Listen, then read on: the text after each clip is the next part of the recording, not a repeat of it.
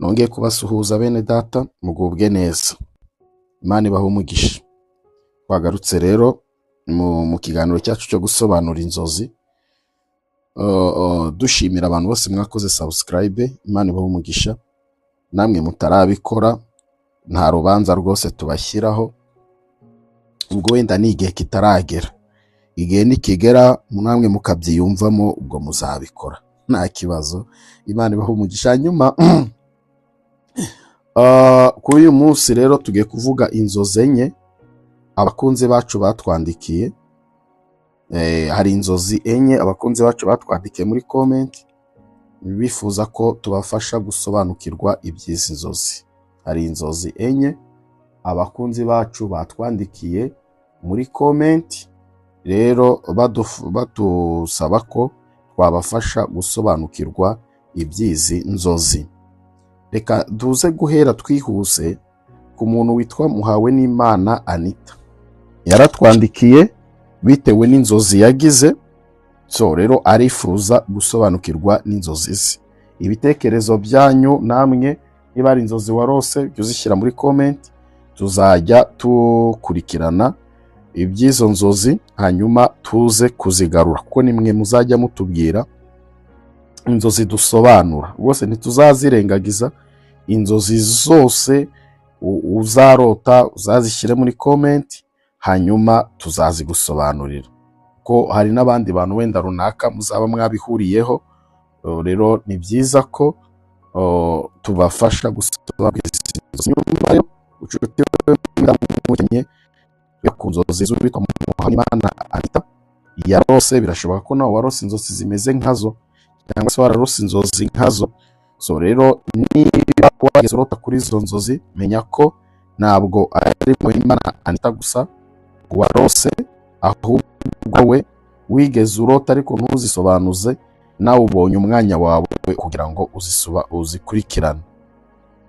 Muhawenimana Anita yaranditse ngo kurota uri ku igare baguhe.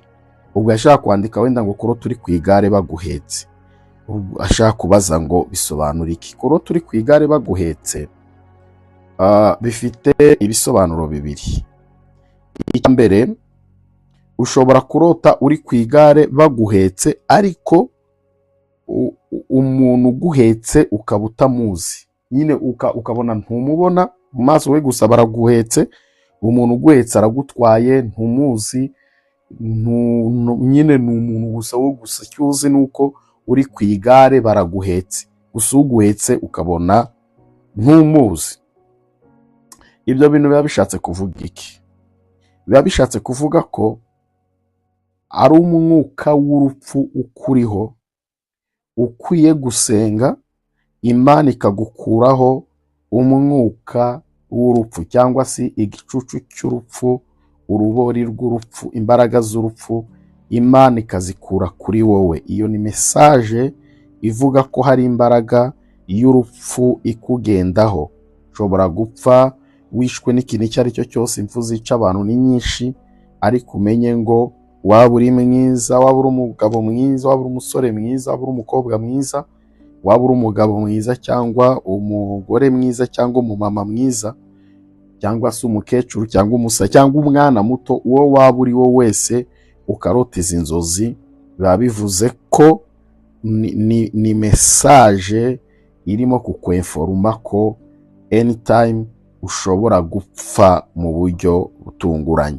So rero senga, kubera ko iyo ni imbaraga y'urupfu.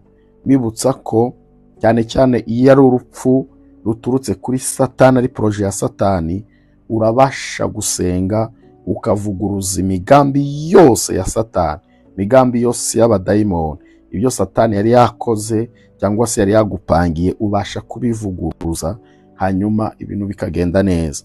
Umugabo bita Farawo yararose, arota ibihe by'umwaku, arota n'ibihe by'ibyiza.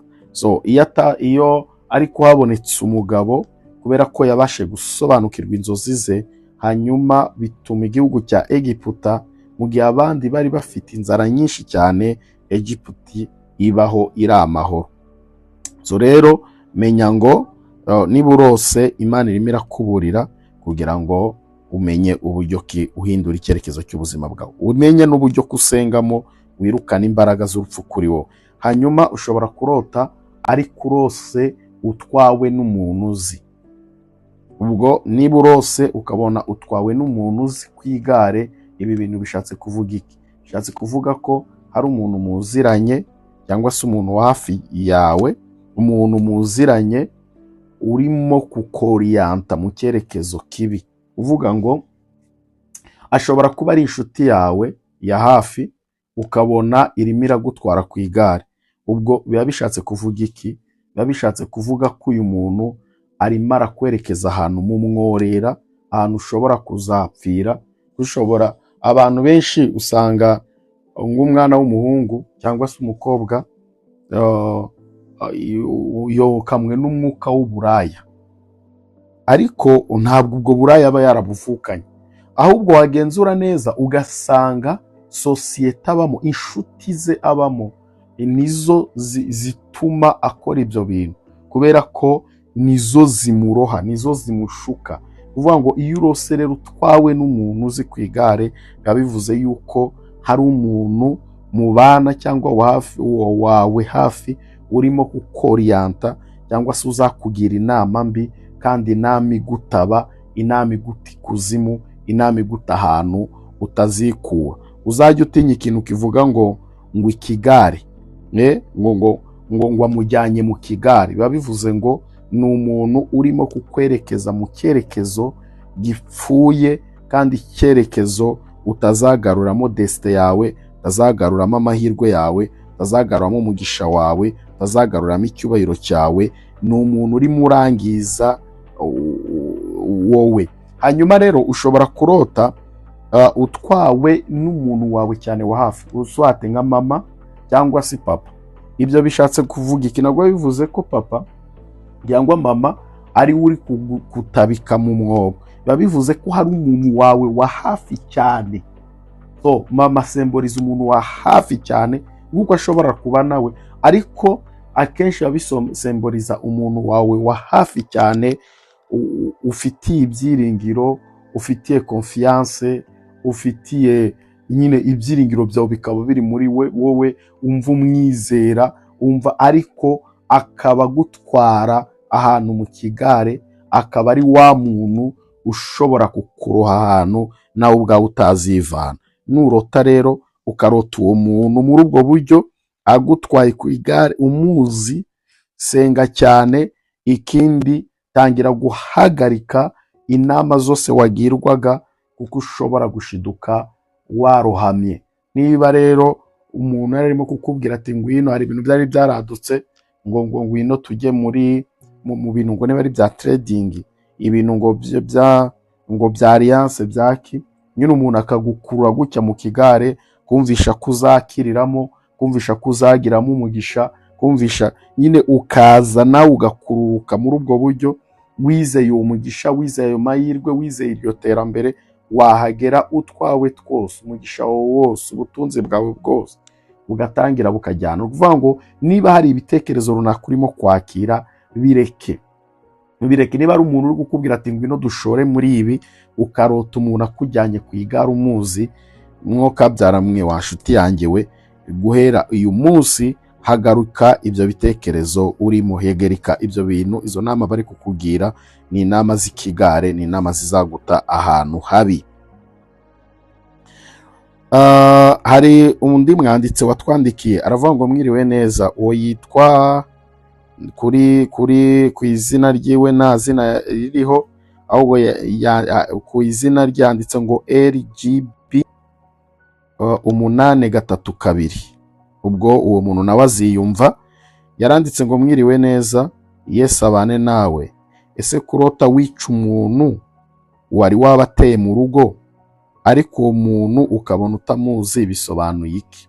Kurota umuntu ngo yari yabateye mu rugo, ukarota urimo uramwica, ibyo bintu bisobanuye iki? Izo nzozi rero ntabwo ari mbi. Izo nzozi ni nziza. Iyo urose muri ubwo buryo urimo kwica umuntu ariko wari ugambiriye kubagirira nabi, ibyo bintu biba bivuze iki? Biba bivuze yuko hari imbaraga zashakaga kwangiza urugo rw'iwanyu, ariko bikaba bisobanura ko cyangwa se ubwo ndimo ndasubiza Regibi warose ibyo bintu, biravuze ngo ni urugo ni imbaraga zashaka kwangiza aho mu rugo rw'iwanyu cyangwa se mu rugo rwawe sadi niba uri umugabo ukaba wubatse, cyangwa se mu rugo rw'iwanyu niba ariho wabonaga babisanze, n'imbaraga mbi zishaka kwangiza mu rugo rw'iwanyu. Swate ni umwuka w'umwiryane wari uteye, cyangwa se ni umwuka w'abarozi wari uteye, cyangwa se ni imbaraga z'ubutindi zari ziteye, cyangwa se ni imbaraga z'abadayimoni zari ziteye muri urwo rugo. Na imbaraga ni nyinshi, kuvuga ngo hari umwuka waruje muri urwo rugo, ariko bikaba bisobanuye ko uwo mwuka uzajyanwa n'imbaraga z'amasengesho yawe. Swate bishobora kuba ari umwuka warubateye cyangwa se w'amadeni, ariko wenda akaba ari wowe Imana izakoresha kugira ngo utangire izo mbaraga z'ayo madeni. Niba hari ibintu ukavaringa mu rugo ubikavaringe, niba hari ibintu wishyura ubyishyure. So ibyo rero bishobora kuba ari ikintu message Imana ikweretse yuko ari wowe Imana igize umutabazi w'umuryango wawe cyangwa se umuryango w'iwanyu. Hanyuma ikindi ari uwitwa Josiane Tubane, yitwa Josiane Tubane, yaranditse aravuga ngo muraho, sobanurira kuro turi mu isoko ugura imyenda cyangwa inkweto bya caguwa. Kurota uri mu isoko ugura imyenda cyangwa inkweto bya caguwa bivuze iki? Ikintu bivuze bivuze yuko urarose uri mu isoko urimo kugura imyenda bya caguwa. Biba bivuze ko mu buzima bwawe ukwiye gusenga no kwitonda, kubera ko ujya ukunda kugira amahitamo mabi mu buzima bwawe. Biba bivuze ko ukunda kugira amahitamo mabi. So rero senga Imana ikongera ubwenge bwinshi cyane kugira ngo amahitamo yawe ajye aba meza. Nurota ukarota nyine ibyo bintu, niba ari n'undi wabirosa agura imyenda cyangwa inkweto bya caguwa, biba bivuze yuko akunda uwo muntu, abakunda Imana ibimweforumye imubwira ngo mu buzima bwawe ukunda kugira amahitamo mabi. So rero senga kugira ngo Imana ijye guhereza amahitamo mazima. Urugero rwa hafi rushobora rwose kuba uri wa muntu rero kugira ngo uhitemo ibintu kugirira umumaro cyangwa ahantu hari umugisha, ahubwo ukaba wahitamo ahantu utazamara kabi cyangwa ahantu h'ibyago. Mu yandi magambo, hari umwuka ugutera utuma ugira amahitamo mabi mu buzima. So ukaba wenda ufite ni urugero, wenda uri umukobwa ufite nk'abasore babiri bagutereta, none ukanga umuntu wabonaga afite viziyo, wenda ukikundira umuntu kubera kubona ko ari bogare, ariko nawe ubibona neza ko umuntu nubwo umukunzi ari bogare nta viziyo yiwe, nta cyerekezo cye, ariko ukanga umuntu wabonaga afite viziyo, ariko kuko atajyanye n'amarangamutima yawe cyangwa n'irari ryawe, tukabura rekuye. Ibyo rero bishatse kuvuga ko mu buzima bwawe ukunda kugira amahitamo mabi.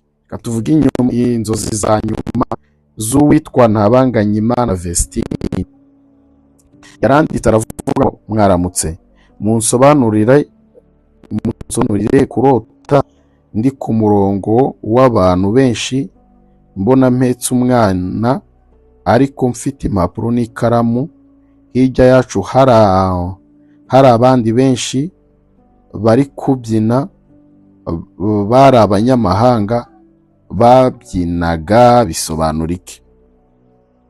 So kurota turi ku murongo mpetse umwana, ibi bintu bishatse kuvuga ko hari imbaraga, hari ubuzima urimo ariko bugoye, ariko muri ubwo buzima nubwo burimo umwuka wera ari kumwe nawe. Kurota rero uri ku murongo ufite impapuro bivuze yuko hari ibihe runaka bito, hari ibihe runaka bito bigiye kugera ukabona amahirwe cyangwa se ukabona umugisha, ariko uwo mugisha ugusaba kwihanganamo gake. Kubona rero uhetse umwana bivuga ngo hari ibihe urimo, ariko uri kumwe n'Umwuka Wera. Ikindi ni uko hari ibyo wihanganiye mu buzima. Kubona rero uburo ufite impapuro, urupapuro n'ikaramu kandi uri ku murongo, biba bivuze ko urimo gushaka guhembesha imirimo y'ibyo wakoreye. Hari ukuntu umuntu abaho akavuga ati Mana, wenda mu masengesho aravuga ati Mana, kubizi ko arabonaga ukabubona ameze gutya, Mana wamfashije. Ni ukuvuga ngo hari